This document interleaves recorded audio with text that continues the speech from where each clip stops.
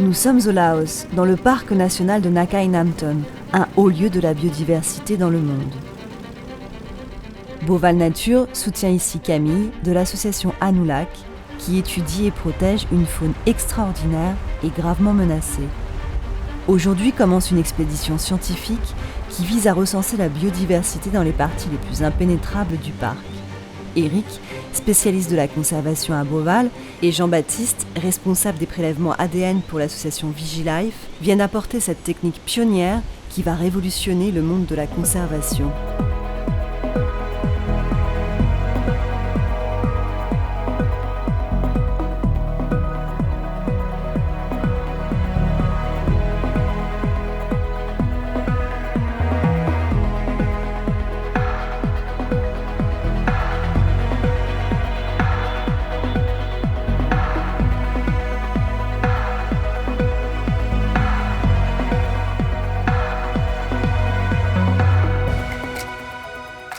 Et c'est parti pour le Laos, direction Nakhai Namthon, dans les montagnes annamites.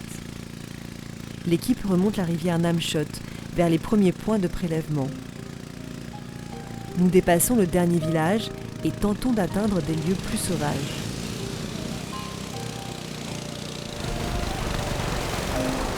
Ça ne fait que commencer. Ça c'est rien. Camille est un peu inquiète quand même, parce qu'on a beaucoup de trajets à faire. On n'avance pas beaucoup avec le bateau. Les accès au terrain sont difficiles et chaque expédition est un défi. Les missions de recensement animal par l'ADN environnemental effectuées par Vigilife ont habitué Jean-Baptiste à se rendre dans les régions les plus reculées du monde. Oui, cet aspect aventure, c'est assez challengeant aussi, d'aller dans des endroits où au final on ne connaît pas grand-chose et où il y a un enjeu de se dire est-ce qu'on va arriver au bout de l'expédition ou comment va se passer l'expédition. C'est toute cette sympathie.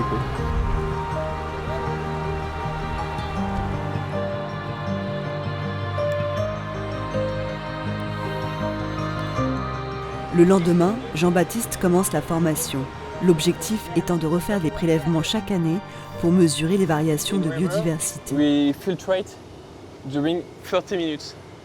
Ces élèves sont Camille et Tou de Anulak, ainsi que Tse, un volontaire. L'opération est minutieuse et demande beaucoup de rigueur. L'eau va être pompée vers la capsule de filtration. C'est la membrane qui est dans les capsules qui va retenir l'ADN. Tout cet ADN là qu'on a dans l'eau par exemple, il peut venir de plein de choses. Ça peut être de la salive lorsque l'animal a bu dans l'eau, ça peut être de l'urine, des fesses, des poils s'il s'est frotté. C'est depuis les années 2010 en fait que la méthode donne des résultats très intéressants. Ça peut parfois révéler des espèces très rares qui sont quasiment impossibles à détecter autrement en fait. C'est colmaté un petit peu, donc c'est plutôt bien, ça veut dire que c'est saturé un peu en ADN en fait, que les membranes sont un peu saturées, donc c'est plutôt une bonne nouvelle.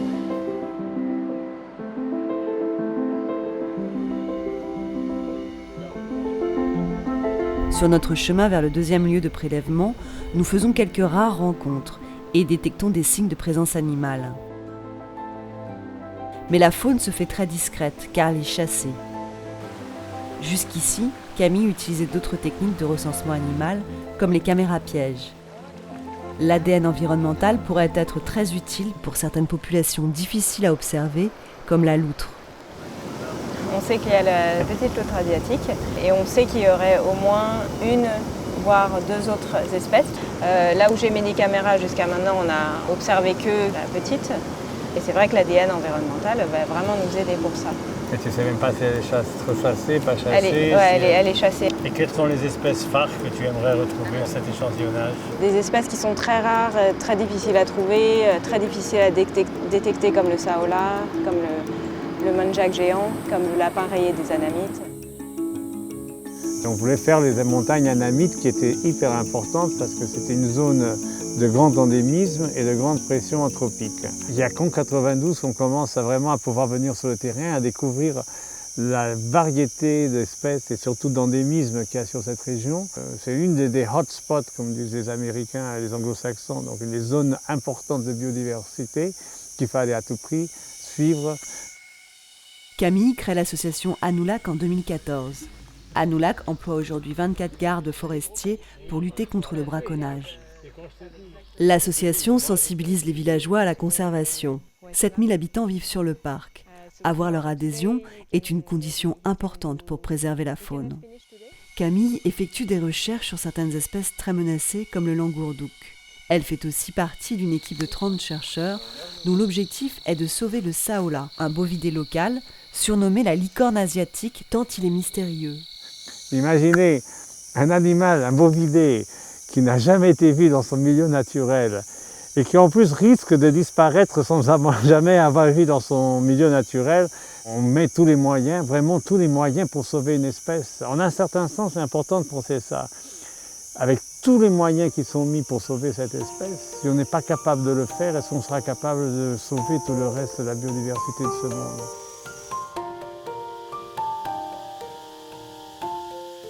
Dernier prélèvement et dernière étape du voyage, après plusieurs jours d'une marche éprouvante dans la jungle.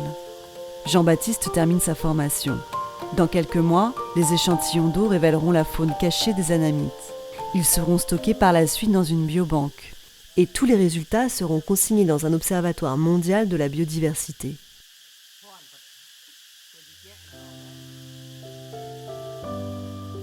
Chaque année, de nouveaux prélèvements permettront de suivre l'évolution des populations animales, afin de mettre en œuvre des programmes adaptés pour conserver la précieuse faune des montagnes Anamites.